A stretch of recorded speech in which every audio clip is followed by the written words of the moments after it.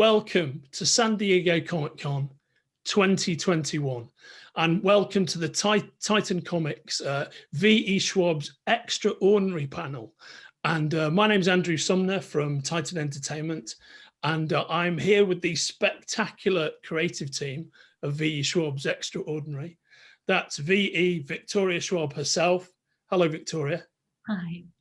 And the magnificent artist that is Enid Balam. How are you, mate? Thank you. Welcome to all the people who is hearing this and watching. We are very happy to share some time with you. Yeah. And thanks for dropping in, everybody. Extraordinary is a book that we're very privileged to publish at Titan Comics. The first issue went on sale in June. The second issue goes on sale in the month that you'll be watching this, July. And we have a collected edition of the first volume coming out in October. So Victoria, what can you tell us about Extraordinary, the comic book, and its relationship to one of your existing novel series? Yeah, so Extraordinary is set in the world of Vicious and Vengeful, which is my supervillain book series. Essentially, it's a world where near-death experiences sometimes manifest superpowers. And extraordinaries are EOs, that's the term for people with those powers. Now, the books follow Victor and Eli, a pair of precocious young pre-med students who make this discovery and go from being, friends and rivals to bitter enemies over the course of the books. So I wanted to set a comic in between the two books. And there's something that happens at the very end of Vicious that really informs the villain for the comics, I would say, but I wanted to follow somebody new. And so in addition to Victor and Eli's story being deeply important to Extraordinary, the comic, we meet Charlie Till Charlotte, who has just almost died in a bus accident. And she has survived, and she has gained the ability to see people's deaths in reflective surfaces, which is traumatic, of course. But what's more traumatic is that when she looks at her own reflection, she sees Eli. And Eli in the books is a serial killer who specializes in killing extraordinaries. And so she essentially sees her murderer in her own reflection, and she sets out to change her future and maybe find Eli before he could find her. It's such a wonderful concept, Victoria. What was your inspiration for the premise of the book, and also for these amazing powers that you've conceived of for the characters? I mean, it all started because I'm really fascinated by the semantics of hero and villain, like who gets labeled what. And originally I just wanted to think, okay, well, what if it didn't have anything to do with your moral landscape? What if it was simply that the person that you were antagonistically opposed to got labeled hero? So all of a sudden you're the villain in the narrative by virtue of the fact that you're against what society or what somebody has labeled the hero. And that's what happens with Victor and Eli. Eli is a murderer. He is a serial killer who hunts down EOs, but because of how his life has worked, he is seen as a hero. He has been branded a hero. And so when Victor sets out to track him down and kill him, Victor automatically becomes the villain. And I really also wanted to explore this idea that superpowers do not make somebody a superhero. They just make somebody a human, complex, has as many weaknesses as they do strengths, who now has the ability to act on all of their whims, all of their petty grievances, because I was like, it's fun to talk about villains that are interested in like world domination, but the truth of it is that like if most of us had superpowers, we would go after that person who made us feel small, that bad breakup, that bad boss, that whatever it is. And so I was really interested in this idea that powers in general make us worse, not better. I think that is so interesting, and I think one of the interesting things about the movie Superman 2, to take everybody right back for a second, is that the key emotional beat in Superman 2 is not when Superman takes down the villains from Krypton. It's when he goes back to the diner and faces the guy who beats him up in the diner midway through the film when he hasn't got any powers. And I remember seeing that when I was a kid, and the whole audience, when he just opens the door of the diner, but he's Clark Kent to Superman, and we know that, but nobody else does. The whole cinema erupted. And I thought, well, that's really interesting, because what people are getting off on is the identification of triumphing over, you know, a small time grievance, not a bigger thing. And I think that's one of the interesting things about that book, is that you're exploring this very interesting concept of the essential humanity that would limit any kind of superpower or ability.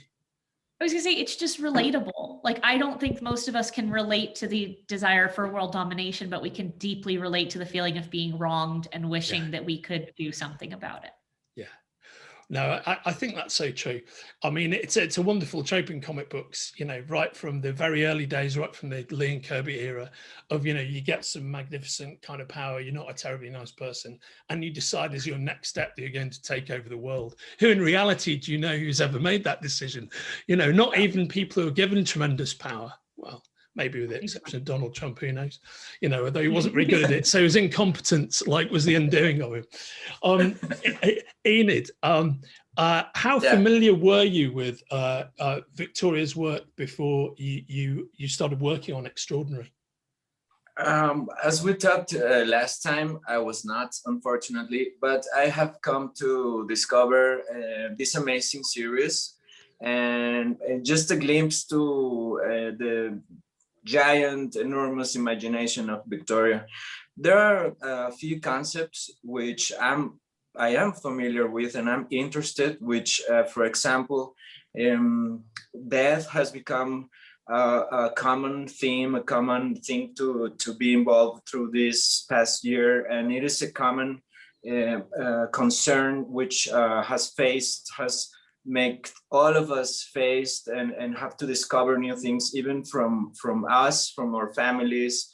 We have had tons of thoughts and time to think, and I think this comic book, as always, comes on a very precise time for me, and I think for most of readers. I mean, it is a supervillain theme comic book, but the concept of death, the concept of sight, and the concept of reflection, those three elements, I think they are very relevant, they are very unique, and something that we all have been thinking and relating in different ways just in the recent times. That's very interesting, mate. Those themes, that's such a lovely way to put it, a death sight reflection. What was it that Victoria that spoke to you about those when you were formulating the story? I mean, I look back at all of my like 20 novels, and the one thing that they have in common is death.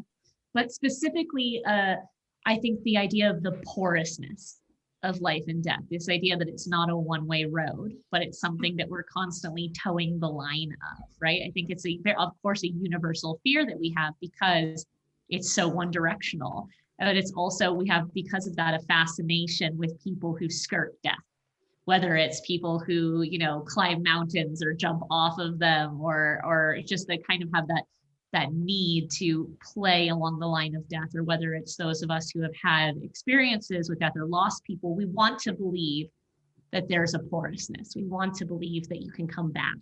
And so most of my stories are actually an exploration of what happens when we touch death and come back. Yeah, okay, that's very, very interesting to me. I think, does that speak to you, Enid? Very much as well. At the beginning of the pandemic, I was very afraid because both my parents got sick. So I was doing the beginning of the comic book, and then I was having to solve a lot of things in real world now, and then I was going back to this fictional job. So it does, I mean, in different levels. But the most thing I take of this series, here in my country, there's a lot of relation with mythology and the local pantheon of gods. And there is one that it's a seasonal god, as in many countries. And I'm gonna be very short on this story. This one is called Shipetotic, and it's a seasonal god about death, life, and rebirth. And the concept of the God, it is very similar to what I proposed in the first number 0 cover for the series. So I was always thinking about this, but trying to make the best of it. I mean, it is a very intense story because the characters are having like this gruesome moments, facing their fears. So I was also facing my own fears. I'm always making a mirror with reality and comic books because it is a job. I mean, all of us have it, no? When you're in front of the computer and you're doing your thing, it is a very private, a very inner self moment. But then reality is always not at the door. So you have to be at both sides of the coin, dealing with reality and dealing with the job, and they speak to each other. So it is very rare. It is a mystery to me how this book came to my life in a moment where I was thinking about that and have to develop a graphic universe leading by Victoria's imagination. You know, I love listening to you speak, mate, because you've always got such a tremendous connection with the natural world when you talk about things, and the manner in which you express yourself. You're always just very naturally, fully thought out about those issues. And I think this is one of the reasons why you guys are so well matched on this book. Yeah, and I can see that even without any rehearsal time, something we talked about just before we started recording is the fact that I know that Enid has a great love of horticulture, and you're now both in similarly plant-heavy environments as you're recording this. Yeah, it's just well, so, I think that's a really fun thing is like, and this has been such a cool partnership in many obvious ways, but also in many subtler ones too, just like that. I think Eden and I have kind of different approaches to story. You know, you're always looking to ground it in a mirror of reality, Enid, and I'm looking to kind of escape that and look for the fantastical about it. And so I think it creates a really nice push and pull in our work of like, Enid keeps it from getting too far away. It feels grounded. It feels very, very real. And I love that because I think in comic books, of course, but really in like a comic book about superpowers and villains, like it could get to feel less grounded. And I really love that it doesn't. Yeah, no, I think that there's a really lovely balance there. In terms of the series so far, Enid, what have you enjoyed illustrating the most so far? Well, the powers, the super abilities have been very fun to draw. They have been presented in very different ways, and they have certainly presented a lot of challenges, visual challenges, how to develop this. I mean, just to think on Charlotte's ability to see through reflections. It's a whole new level. I was thinking when I was told I was to do the cover for number 0, I have a lot of ideas, and I presented like 8 sketches or 10 sketches. And I was like, I have to do this Narcissus version. Then I will go to the god of death. I don't know. I was thinking a lot of mythologies. So I was blown away. There's a lot of possibilities, you know. They're like simple, but they have a lot of ramifications, a lot of branching to go. Visually, it's very, it has a lot of richness to me. So it makes me think a lot of things in a lot of ways where I could draw this story forever. I mean, I know it has an ending and like everything, but it is something that has captivated me. And as I mentioned on our last chat, even the script has a very well balanced, because I always encounter the same words, I mean, from A to Z, but each writer has their very beautiful way to express themselves, and they have different tones, they have different kind of songs, if you want to see it like that. And Victoria's, it is, I'm always hearing like a classical music theme on my head when I see how she develops very different rhythms. They get different intensities through the 22 pages. So it starts in a manner, and then it evolves, and then has this tension, and it always resolves, and then again the tension. So I'm always like thrilled to draw, because I'm also feeling the rhythm, you know, and that is very beautiful, very, very. Well, I'm fascinated, but by musicians, by writers. They always nail it. They always have this amazing way to tell a story with different rhythms, and I enjoy it a lot. I think that makes me so happy to hear, because coming from books, I think one of my greatest fears in writing comics was that I wouldn't be able to capture that rhythm or that energy the same way that I knew that I could in a novel. So that makes me very, very happy. And Victoria, what was the road for you in terms of having been so established as a novelist, but becoming a comic book writer? What was that process like for you? I mean, it's a gift, right? Writing novels is wonderful, and it takes a village to publish them, but the actual writing's quite lonely, quite solitary. And you really do feel like comics and scripts, they feel like a living document. Like I'm writing something to be interpreted by my artist. But with novels, like every word that you choose is going to be the word that readers read. And so you really are alone in painting those pictures for them. And so my goal as a novelist is always to write a film that's going to play in their head the same way it's playing in my head.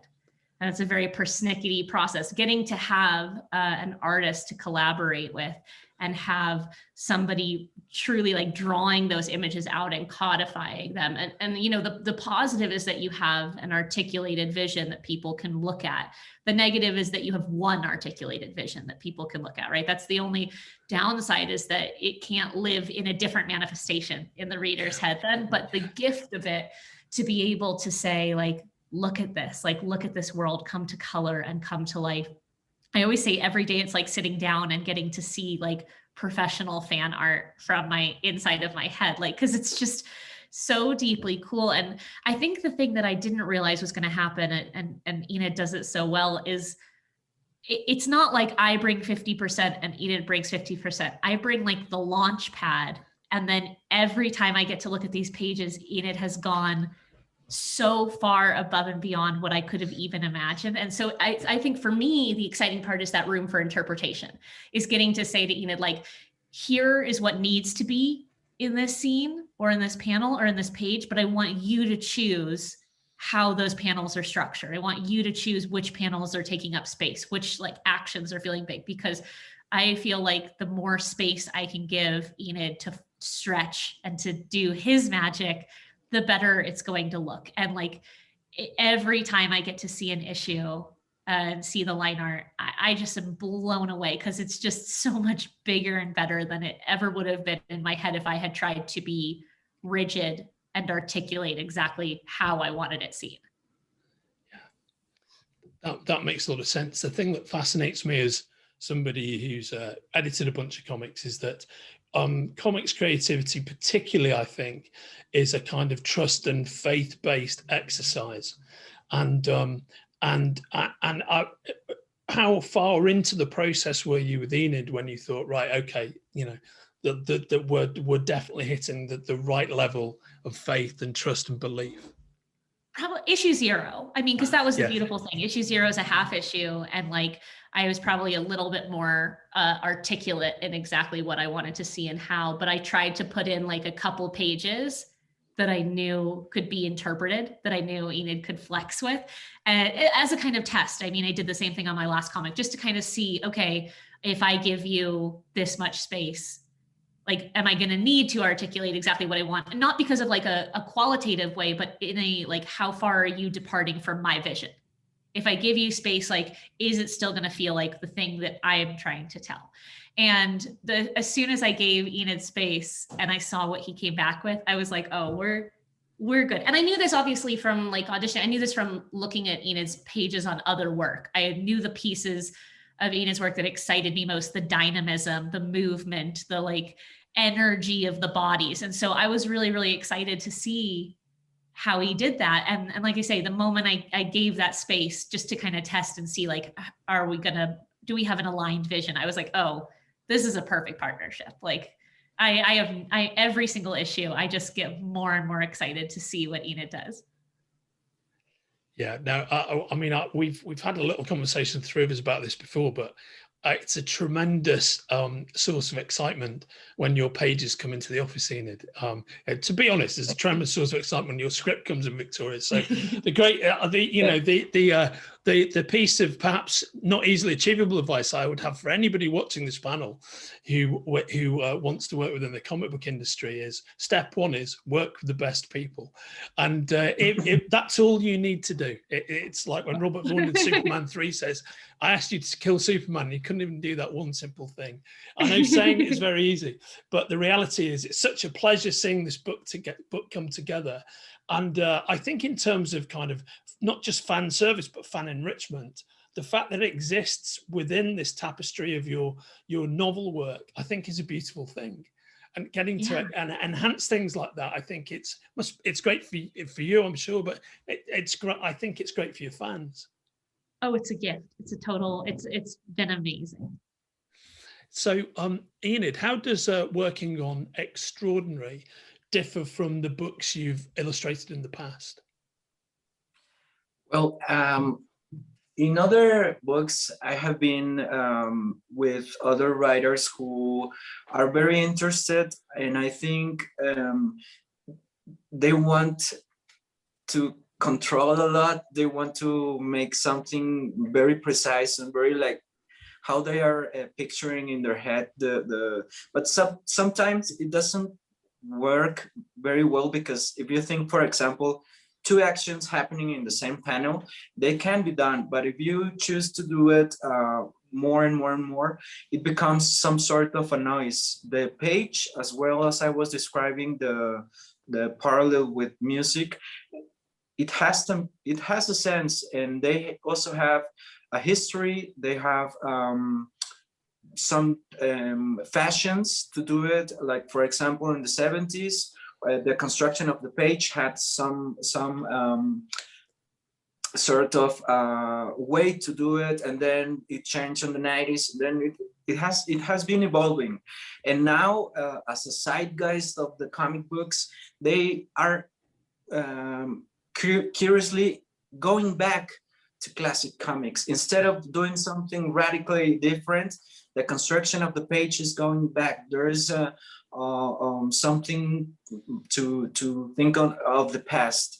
So when I worked in other books, they were telling me some sort of construction, telling me where the panels were going to be. And that as a way of working, it is very interesting because it's challenging, but also tends to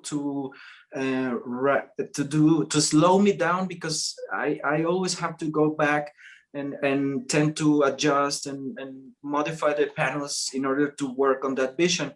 And it is interesting to work on that sense. But I think what I'm doing now is using my insect antenna and try to be very perceptive to the subtext.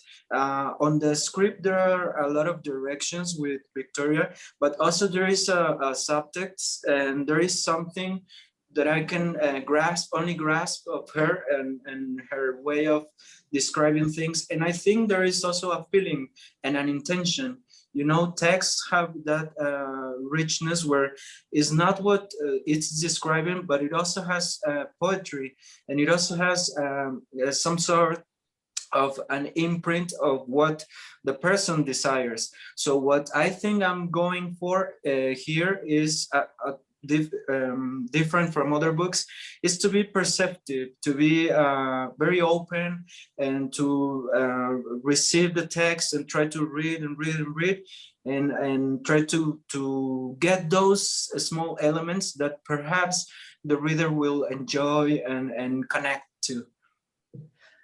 I also just want to give a shout out to our editor, David Leach, because I feel like without his guidance, like I definitely, coming from novels, I was like, what do you mean you can't just keep having two actions in the same panel? He's like, you got to choose, you got to choose. Like he taught me early on about balancing to make sure that I could give Enid that space to make sure that it wasn't becoming, as you said, Enid, like noise by having too much action and that variability that we have in the comic between big moments and small moments and loud moments and quiet moments.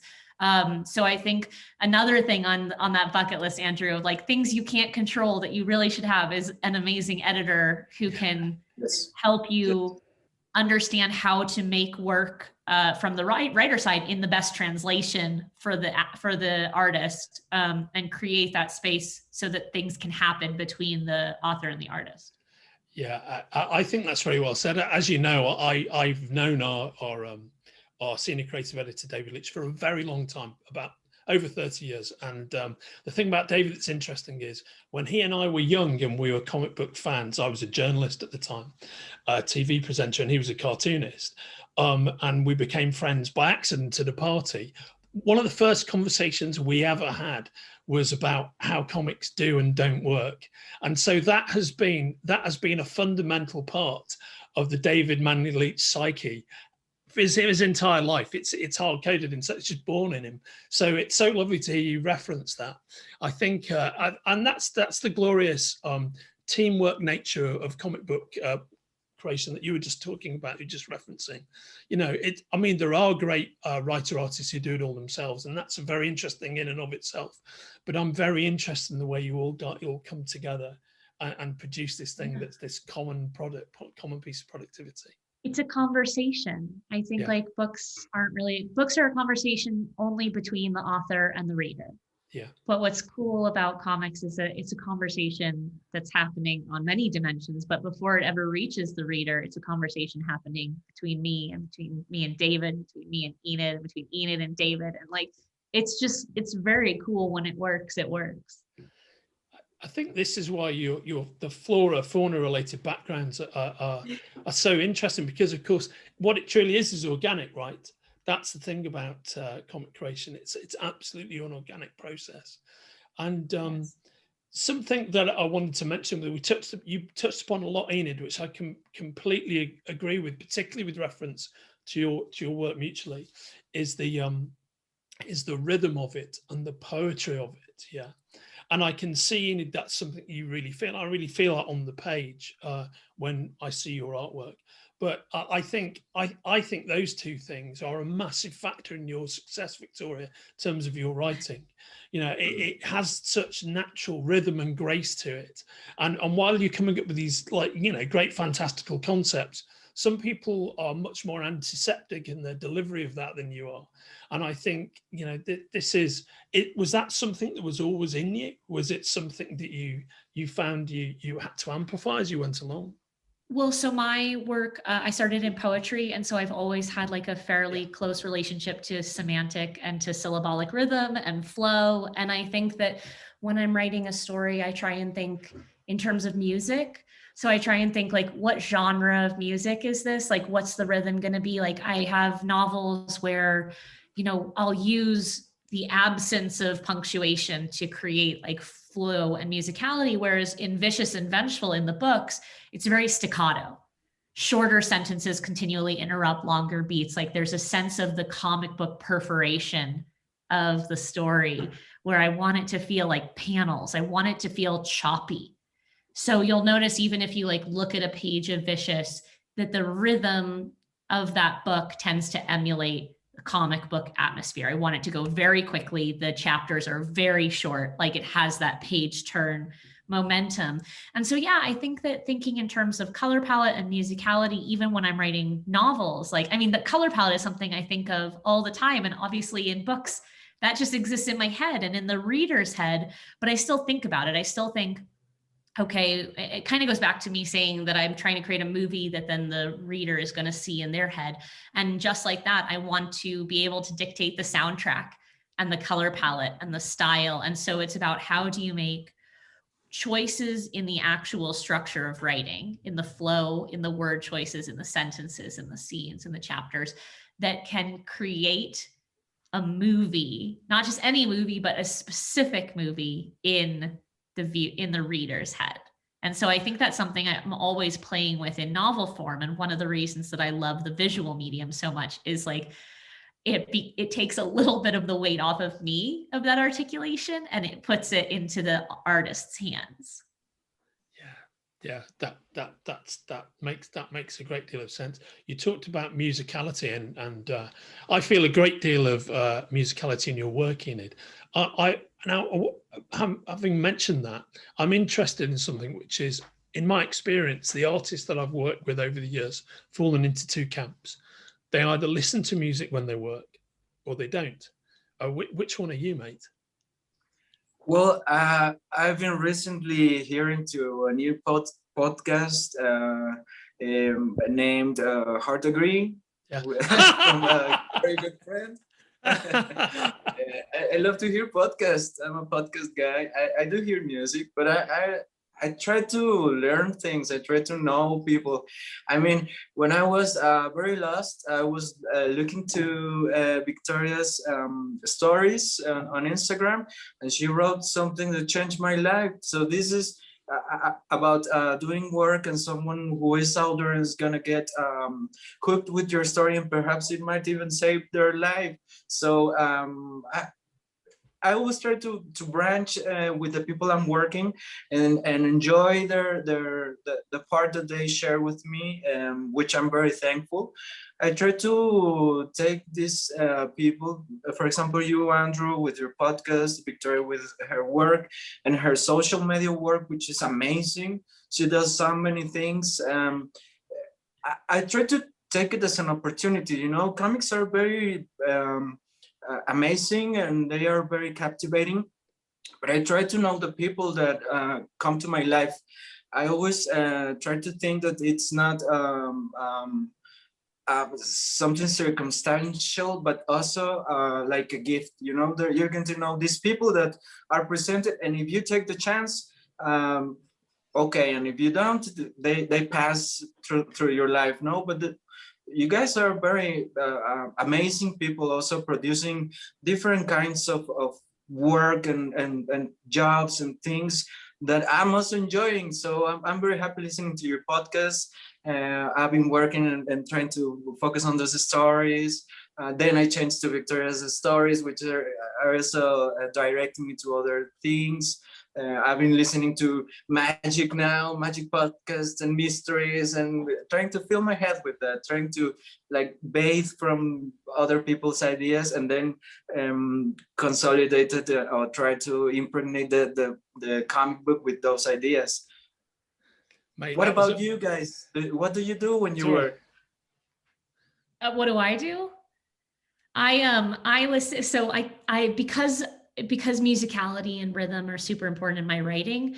When I'm writing novels, I can't listen to anything with lyrics or like things. Right. But I listen to classical music. I'll listen to, like, my favorite is to listen to like rain, like but I'll turn it up so loud that it is like complete white noise. Like it just fills my head with white noise. I feel like that creates almost a permission in my head to think loudly, to just like be undistracted by things.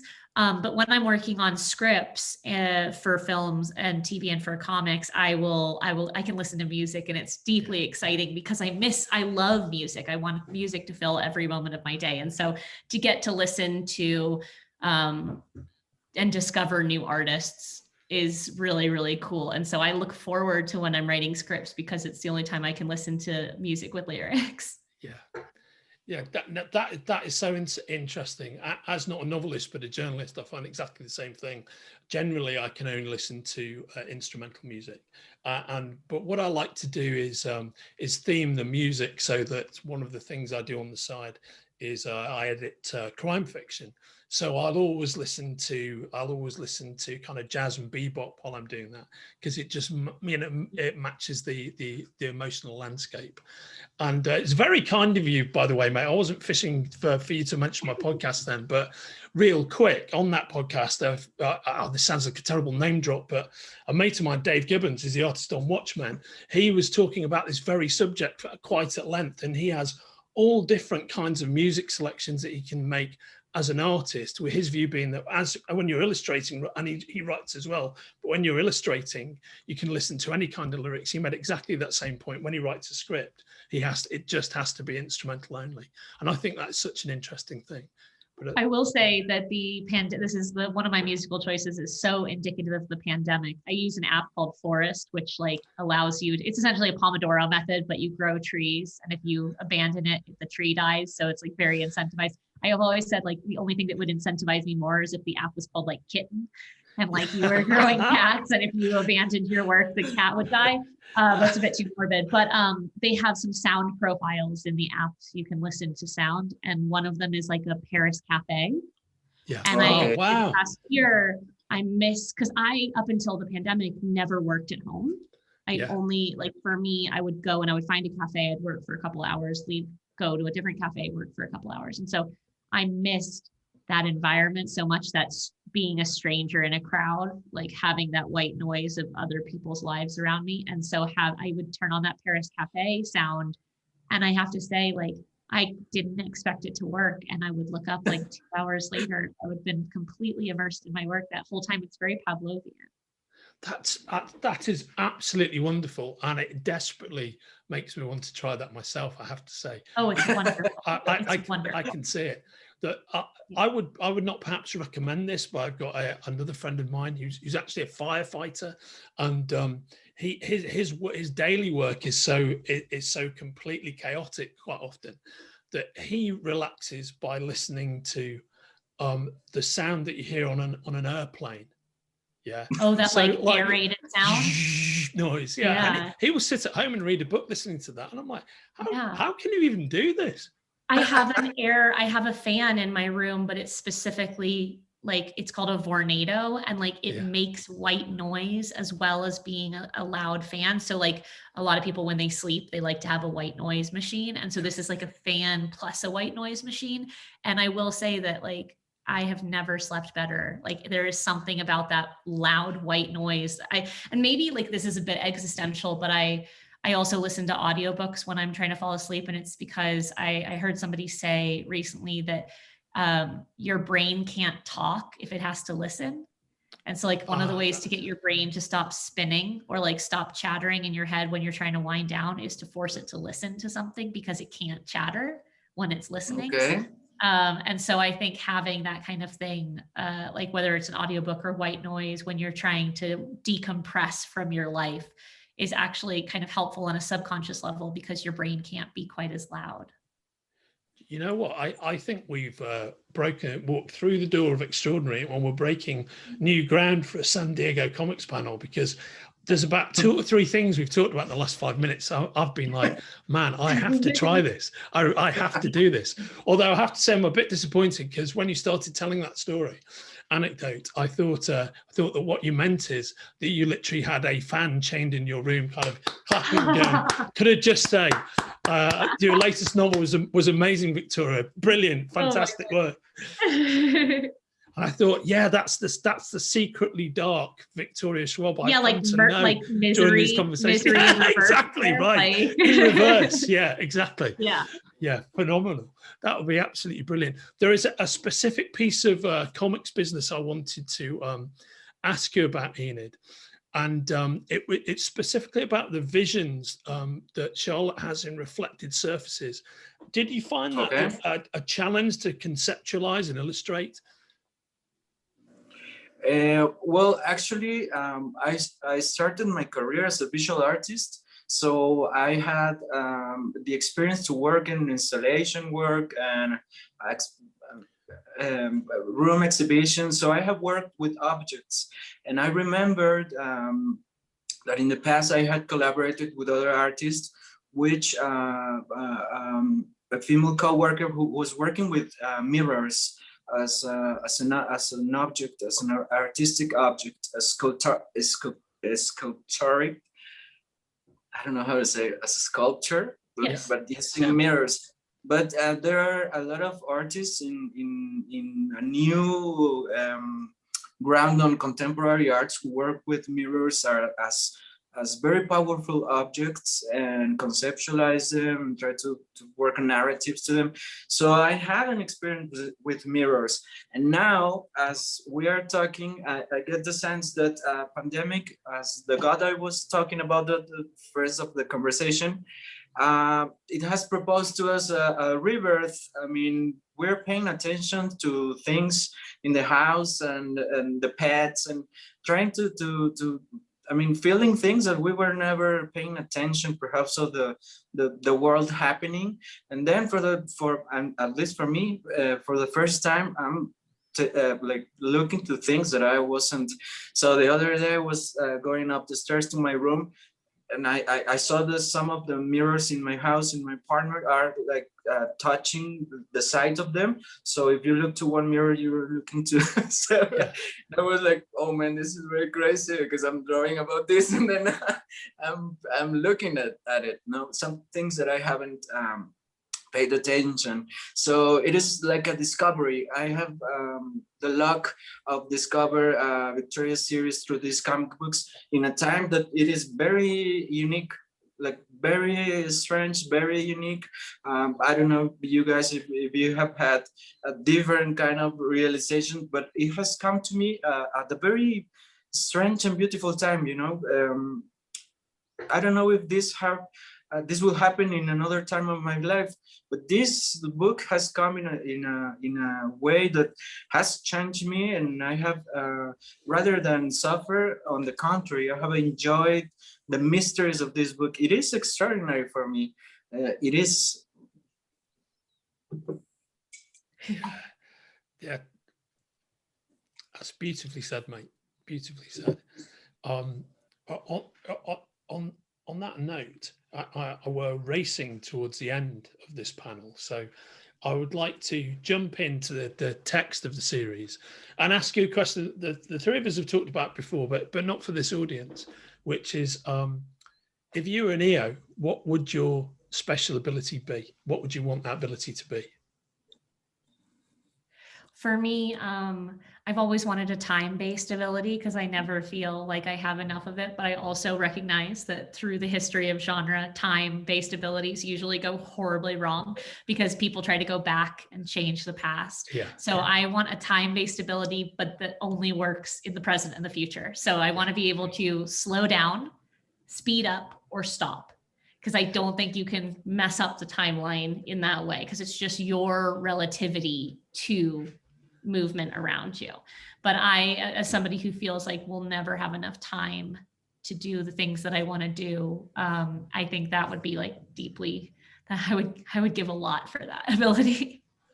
That's very interesting. When you say slow down, speed up, stop. So would you be essentially in a place where you could stop the world around you and then do whatever you wished as it was frozen? Like everything would stop. So basically, my relationship to time would stretch out to the point where I'm moving at a 1-to-1, right? And everyone else is moving at a fraction of a fraction of a fraction of a fraction of a fraction. Yeah. So they would essentially be paused. Yes. Yeah. I used to, for many years, hope to do that myself, and I've realized as I've got older that it was good that I didn't, because I'm such a terrible procrastinator. I feel I would probably be stuck 30 years in my own past, just constantly delaying the inevitable, and so I never would have got to actually do anything. Yeah, exactly, just trying to create more time for myself. That's so interesting though. How about yourself, Enid? Well, as we talked the last time, I would really stick to becoming a tree. They have this powerful thing that even if you cut a branch or make, when I make bonsai, I'm always working with the root system, and then you can see leaves, you can see branches, and when a season passes, they regrow. I mean, they are super strong. I would aim to that. I mean, it's a beautiful strength because it doesn't push anything down. I mean, they don't distract. They have this kind of silent and a different timing intelligence, where they overcome their problems, and they they just grow. They just give food. they're super, super smart. I'm obsessed right now with trying to root fig tree cuttings, because I can't do it, and I'm trying and trying to understand what am I doing wrong, because if you put a fig tree cutting there, it will grow naturally, but if you try to do it artificially, it doesn't work always the way you want. So they have like this strange and mysterious intelligence, what I think I would rather try to understand that, because plants have been millions and millions of years before other types of creatures. So this planet is actually fungi and plants, and it's so interesting. I mean, I will become like a biologist, comic artist biologist. Yeah, I think that is a hybrid profession that the world is crying out for, to be honest. Yeah, 100%. You're absolutely the person to do it. Well, guys, that has been San Diego Comic Con 2021, the Extraordinary Comics panel with Victoria V.E. Schwab and artist Enid Balam, talking about this great new comic series from Titan Comics. And the book is issues 1 and 2 are already out. You'll find them at all good comic stores. And the collected edition will be out later in the year, probably around October. Many thanks to everybody for joining us here at San Diego Comic Con 2021. I'm sorry to interrupt. I have a surprise that I asked David. Oh, right, I was to show the original artwork for cover number 0. Oh my goodness. Oh, wow, look at that. Oh, it's stunning. That is lovely. Oh, look at that, mate. Wow. Incredible. A little behind the scenes process action to see how it becomes real. Mate, but it's so beautiful up close. The line work on it's so fantastic. Yeah, the skeleton is my favorite. Yeah. Look at that. Oh wow. Me too. Look at that. It's the dissonance between the skeleton and the eyes. Just so wonderful. Incredible. Enid, you're an absolute gift to this series. Well, I wanted to share it with you guys, so I asked for permission. Good old corporate, they've delivered again. That is phenomenal work, mate. And there you go, people of virtual San Diego Comic Con 2021. We've ended on a real treat for you. And let's face it, when you're getting the chance to speak with Victoria Schwab and Enid Balam, life is always a treat. Thank you for joining us, and we'll see you in the funny paper soon. Thanks, everyone. Take care. Bye-bye.